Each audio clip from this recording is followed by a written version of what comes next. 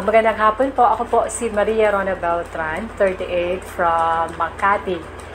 Nandito po ako sa Tree of Life kasi trinay ko po yung 10-day detoxification program nila na in-house. Ang primary reasons ko is yung kulani ko kasi dito parating malaki.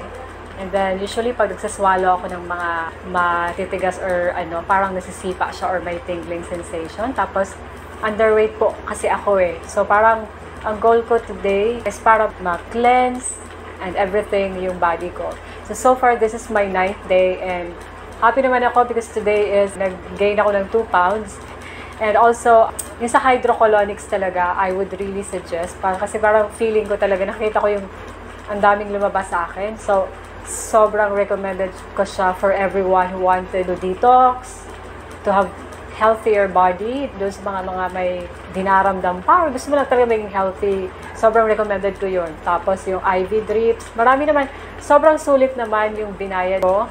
From room and lodging, sarili mo yung CR, malinis, everyday nililinisan, yung room ko is okay, may TV, may wifi, I'm work at home, so wala namang problema sa pag-work ko, and the space is para ka lang nasa bahay nyo, parang may outdoor gazebo, talagang marirelax ka dito. And the food, yung food naman madami. Alam mo yun, kahit plant-based, talagang fully loaded ka talaga. And also the staff, they're very accommodating. And kahit anong, alam mo, andyan sila parate. So, I highly recommend this for anyone who wanted to detox. Just come here to Tree of Life.